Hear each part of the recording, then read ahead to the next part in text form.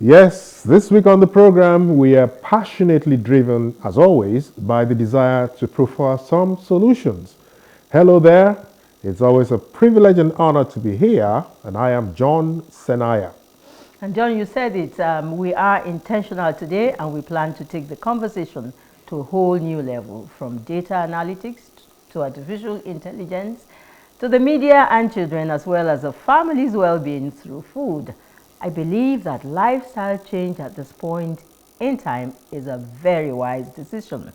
I'm Helen Odele always, and let's celebrate life together on the show this morning. Welcome to the program. It's called Today with John and Helen Live. I like the way that sounds. Let's celebrate life together. Course. Yes, and with all modesty, I can say that we'll have a good time today on the show this weekend, and we believe you'll be an active participant wherever you are watching from. Our first break will be appropriate right now, so let's take it. Stay with us.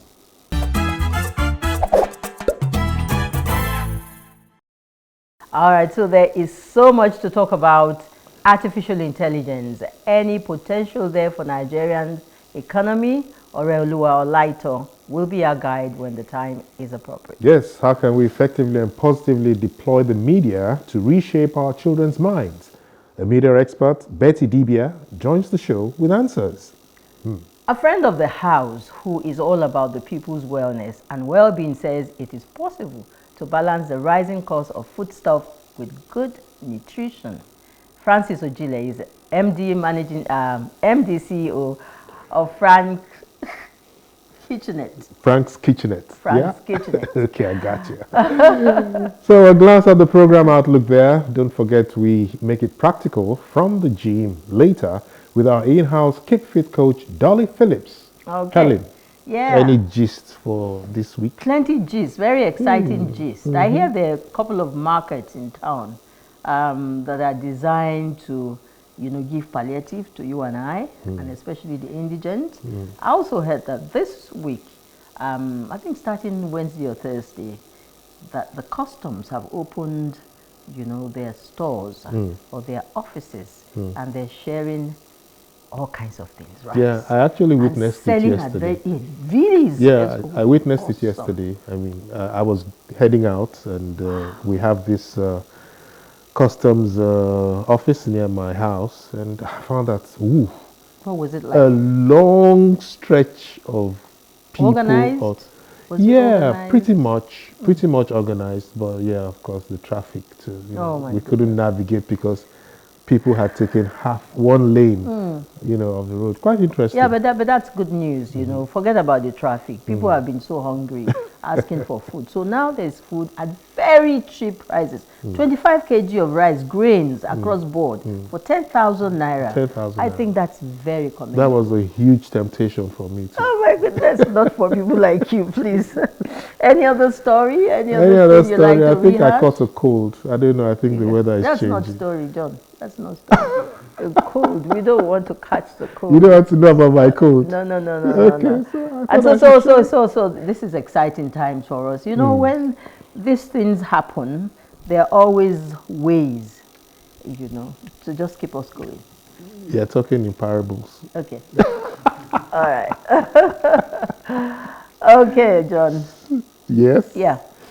So we continue with the show. Thanks for staying with us. And the program is Today with John and Helen, and we're reaching you live on PlusTvAfrica. Our first guest, Oreoluwa Olaito, brings a wealth of experience in data analytics and artificial intelligence. He focuses on driving innovation and growth through strategic use of technology. His project partnership spans USA, Africa, and Southeast Asia, contributing significantly to organizational success. Particularly, he's passionate about leveraging artificial intelligence to bolster the growth of SMEs in Africa. I'm very excited about that. Oreoluwa Olaito is presently at the forefront of pioneering the artificial intelligence-powered customer relationship management solution.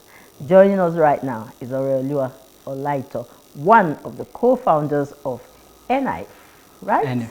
NF AI. Thank you, thank you, Thank you so much for having me. You're looking Thank you, John. very Thank African, you. very handsome. Thank Yeah? you. I have to say you both look better in person than what I watch online. Whoa! Thank you so much for having me. Good to Thank see you. you. So Yeah. it's good to have you. Thank you so much. And you're looking smart. Oh, Really thank you. smart. Thank you. Hey. Yes. Thank you. Is there any AI in this in this You makeup? can't be involved in AI and not look smart. You know. So let's dive into it, because this topic is one that has really been on the front burner for a lot of us, who are trying to get into IT at an advanced level. Sorry, I mean Helen. We'll try and get Helen to Always, join us. always, Helen, always. Thank you. So, like, could you tell us how do you envision artificial intelligence contributing to the growth and maybe development of Nigeria's economy in the next maybe decade? Well, first, thank you so much for having me once again. And, it's something that I'm very passionate about and something that I always look forward to speaking about. And artificial intelligence is a very consequential technology. I believe it's actually the most important technological advance that we've witnessed in the last decade, maybe two. And so it's why you understand, why you see there's so much hype about artificial intelligence from governments to businesses, organizations, and across board. And I believe that the uniqueness, there's a huge potential actually for artificial intelligence to drive Nigeria's economy forward. And there are three ways that I actually envision this happening. I see the first at an individual level, at a business level, and also as a governmental level. And I see that AI has the potential to make impact across all three levels. So let's start with the individual level. It's, AI offers a potential for each individual to increase their personal productivity. A lot of people have used tools like ChatGPT. There are tools like DALL-E out there. ChatGPT is a language model. DALL-E is an image generator. There are many solutions out there already that are powered by artificial intelligence that people are using to build and to increase their productivity. And so, as an individual, if you're able to increase your productivity, it also contributes to the economy of the country at large. The second is businesses, which is the space we're playing in, right? Nigeria has about 37 small and medium businesses, contributes about 96.7% thereabouts to our GDP. And a lot of these businesses have different challenges that they have to struggle with, from manual tasks and all of these things. And this is another area where artificial intelligence comes in. When you offer intelligent automation to these businesses, it empowers them to supercharge their business, achieve more, do more, serve more customers, increase their revenue, which also contributes to the economy. And the third level, I would say, is the governmental level, which is how do we leverage this technology to solve some of the major challenges that we face, from healthcare to education to poverty to insecurity. How do we leverage this solution to actually solve many of the problems that our citizens face as a country? So all three levels are, areas where artificial intelligence can contribute, which in turn feeds into the country's economic prosperity. Yes. Awesome. Some time ago when the computer and the robots thing came on, everybody was like, okay, so they're going to take over our jobs. And human intelligence and human manual labor would probably be phased out totally. And we have seen that that's not the case. Instead, we've benefited from technology Definitely. on various Definitely. fronts. So can you share some examples of how your solutions could be tailored to address the unique challenges that we face, that Nigerian businesses are facing at this point in time, particularly in terms of customer engagement and operational efficiency? Okay. Some success story, please. Thank you for sharing. So I'll just use an example of one of our clients. It's a financial services institution. They are mid-sized. And one of the problems that they faced was staying on top of their customer inquiries. So they operate in the lending space. And when you work in financial services, customer service is of utmost importance because your customers are reaching out to you. Oh, I made a payment, I can't see it. Or, oh, this has been disbursed, I'm not receiving it. How do we handle this? And when, the team is stretched thin, they're unable to respond to all of their customers, leads to bad reviews, leads to both business and financial costs. Now with our solution, NF coming in, we help them to automate this process of customer engagement. So because we're powered by generative AI, we're able to have conversations with the customers, almost human-like, as you said, artificial intelligence. We have these conversations with them, help them resolve issues, respond to their inquiries, and collaborate with the human team to resolve issues that are more high touch and require, technical involvement. And with this, the numbers have been terrific. We've been able to reduce their costs by over 80%. Customer service has gone up over 90%. And they are serving more customers and doing better. And this is just one of the businesses that we're working with across the board, across all the businesses we've been working with in our private beta. We've actually seen tremendous results. Ooh. That's we said at the same time, right? Because this is interesting, Yeah. and I like what you've said. It has reduced a lot of stress. But we'll still come to that probably if we get a chance to talk about how government is getting involved in this. Because we still see long queues at polling stations and all. But that's for another time. Yeah. All right. Now Nigeria, has a diverse economic landscape. It's unimaginable. Ranging from agriculture to fintech. How do you see AI technologies being applied across these sectors to drive innovation and competitiveness? I mean, given our size and all of that. First, I have to say that there's a lot of work that we need to do, because artificial intelligence is not new. We've had tremendous advancements in recent years, and for now, it seems like we're trying to play catch up to the rest of the world. And so we need to be very proactive in our understanding of this technology and also the deployment of the technology. So for all of these areas, there's potential for artificial intelligence. It starts with, reviewing our current processes. How are things being done currently? Now, what parts of these processes would help if we introduce technology to make it better? What parts of these processes would benefit from automation? For example, you mentioned agriculture. Yeah. Let's take agriculture, for example. With machine learning, you're able to understand data. So if you have data, for example, on the best seasons for planting, when should customers plant, and when should farmers plant, when should they harvest, what are the major challenges they face, how do we resolve those challenges, and you process this data, you can actually, provide information, relevant information that would help them to drive their productivity. So in India, for example, there's actually a large language model that is built for farmers, and it's like ChatGPT. The farmers ask it questions, and it gives them responses on the best agricultural practices to help them drive productivity. And that's just in agriculture. The same can be done in financial services, can be done for insecurity, and so many other areas, like you mentioned. Oh, okay. So there's a lot of light at the end of the tunnel. I see a lot of progress, and I see advancement, and I see us getting better and better and better with AI.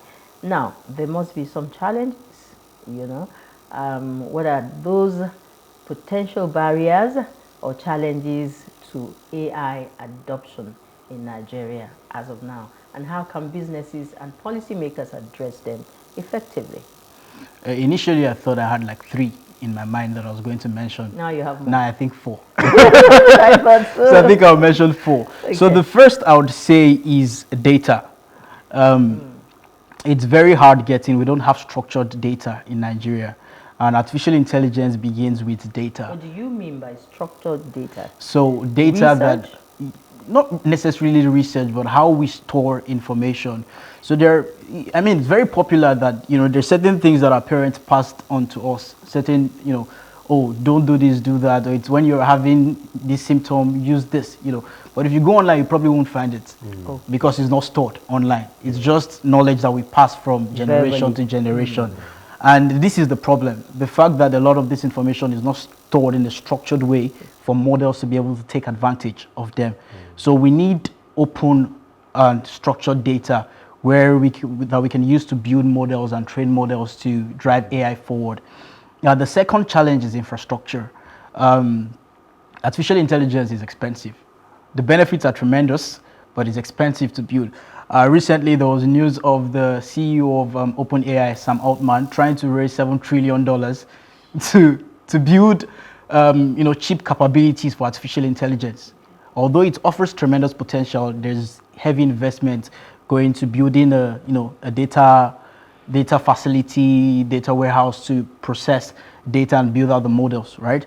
And the third thing is the skills. Skills is going to be, is also a major inhibitor right now, because a lot of people don't have the required skills to tap into this technology.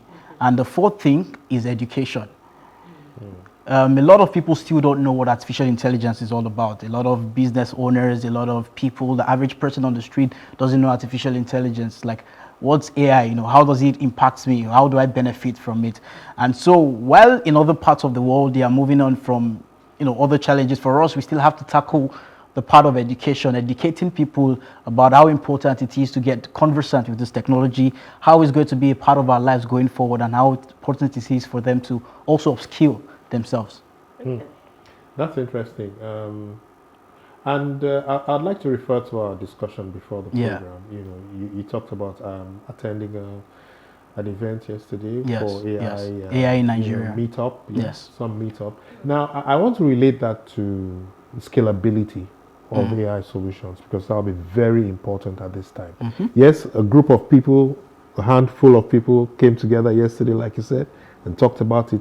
Could you, in your experience as having managed technology projects across different regions, what insights can you offer, you know, regarding the scalability of AI solutions in Nigeria? That's considering factors like infrastructure, skill, talent, and all of that. You know, in my experience, typically when you have technology scaling, it's usually because there's a collaboration going on behind the scenes. In the US, in China, in the UAE, I think I mentioned during our conversation that China, the US, the United Arab Emirates have invested heavily in artificial intelligence. The UAE has a national AI strategy, right? They have how they're going to deploy AI. And so if, you know, we're going to be effective in scaling artificial intelligence in Nigeria, we would have to do this with powerful collaborations between, I think, three major parties. The first would be the private sector, the companies. You know, like we met yesterday, we had conversations. The AI in Nigeria conference was terrific. It was great to see so many, you know, startups doing amazing things with artificial intelligence and generative AI. But also we need the government involvement. And there were a few government officials at the event yesterday as well. And I think a solid theme at the event, the common theme at the event was how the government also has to play a role in ensuring like AI skills in Nigeria. They need to provide an enabling environment for the startups. They need to provide infrastructure. And the third is, you know, the researchers. AI is, in most of the, there's a heavy research and development that has to go into leveraging artificial intelligence. You have papers coming in year after year, day after day on, okay, new ways to, you know, train models, new way to optimize models, new ways to do things better. So we need AI researchers as well to take the lead in this in Nigeria. So the collaboration of the researchers with the government and also the private sector, I believe working together will help to scale AI effectively in Nigeria. Okay, I was going to talk about the ethical considerations. Maybe I should just go ahead with that.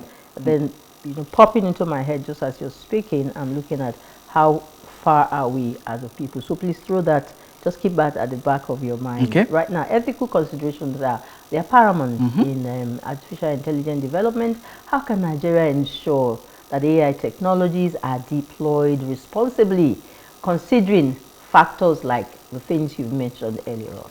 Yes, definitely. I think there's risk there's risk of deploying AI, right? There are risks that also accompany not deploying AI, right? Not deploying AI leaves you behind. You know, when the rest of the world is advancing, you're trying to play catch up, you're left behind. Also, deploying AI requires adherence to certain ethical frameworks, because I think I mentioned earlier to John that AI is neither good or bad. It depends on whose hand it is, right? And so it's very important to have, I'll give an example of NF, right? For us at NF, we have certain AI ethics that we go by. There's transparency, fairness, and we're very committed to deploying artificial intelligence responsibly, because there are risks that come with artificial intelligence. You know, there are issues of deep fake. It's been said that the 2024 US election will be the first AI election, and there have been concerns about production of fake images of candidates, production of fake text, manipulation and exploitation using large language models and the likes. So there are risks, right? And that's why, regulators, the government has to come involved, not to stifle innovation, but to collaborate with the industry to move at the pace of the industry and ensure like the regulations are catching up with the pace of innovation. Otherwise, we would have situations like you had with blockchain technology where you just come out and ban the solution instead of working together to foster the solution better. And I mean, what that brings to mind is the Russian president's. Oh yes, definitely the video. Yes. And it's quite interesting because he was made to. He was speaking in Russian, and we heard him, and it synced. The lip sync was perfect, and you would think he was speaking English. Yes. Wow. Yes. So anyhow, let's move on now. In your opinion, what role should, because you've poked at government a few times, what role really should government be playing actively? In fostering an ecosystem conducive to AI innovation and entrepreneurship? I think off the top of my mind, there are two ways government can get involved today. The first is providing the infrastructure for this. If it's creating a sandbox where AI founders can work in, innovate and build out their solutions, test with regulators, see how this technology can actually impact on the country. And the second is in providing support and financing to the startups. There are a lot of startups doing amazing things, and receiving funding in this part of the world can be challenging, building out of Nigeria, and government can definitely get involved, providing support in terms of funding or grants to some of the startups to facilitate innovation and help them to also move and develop better solutions. Okay, I think rounding up. All right, we almost run out of time.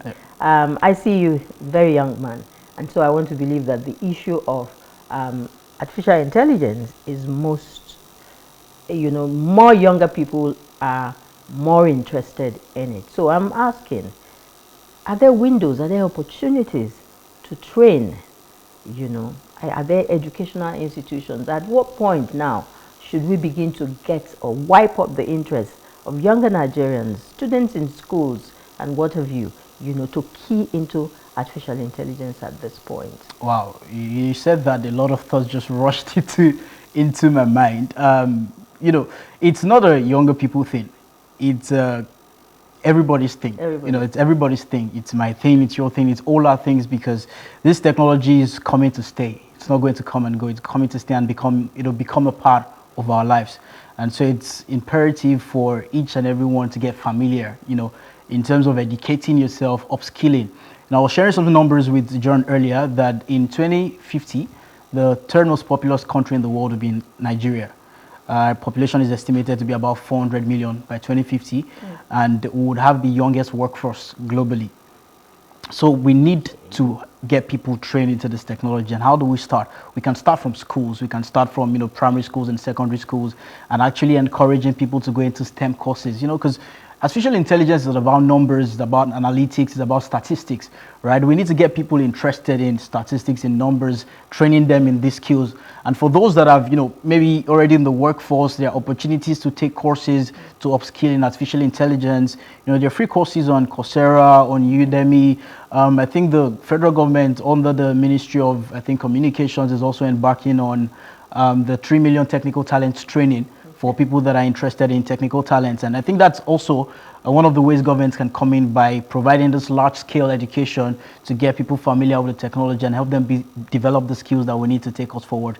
So those are some of the areas I feel the government can definitely come in, and people can start to learn how important it is to understand the technology, but also deploy it in a responsible way. Okay, so we've run out of time, but I have to throw this in.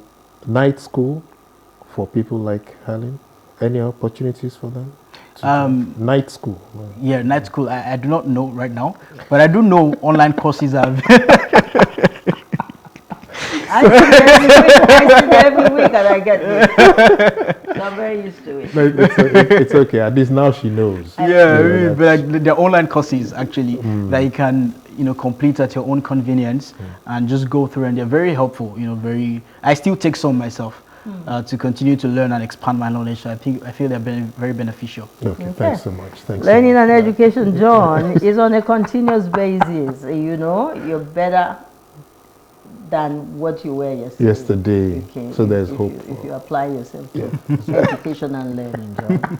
All right. No, seriously, sitting down here listening to you, I'm like, you're so intelligent and brilliant. Thank you so much. And it's effortless. And that's not artificial intelligence at all. And the solutions that are coming from your end. Thank you. Very commendable. Thank you so much. Thank you so very much. The conclusion I want to believe is that artificial intelligence is no longer a threat to human participation and involvement in development of any nation or any sector. And so we'd like to thank you so much. Thank you so much for coming to the show. I'd also like to thank you for being on this show. And I hope that we'll be able to get you back because, Definitely. hey, this field is huge. Yes. And we haven't even scratched the surface. Yes. Thank you so much. Thank you so much for having me. All right. Okay, it's still Today with John and Helen live. We are on Plus TV. We'll take a break just about now. When we return, it will be time to meet a very young lady. Yeah, yes. A beautiful lady. Someone that John has been admiring secretly from a distance for a very long time. When she sits here, you will find out who I'm talking about. Okay. Please don't go away. Betty Dibia joins us in a minute.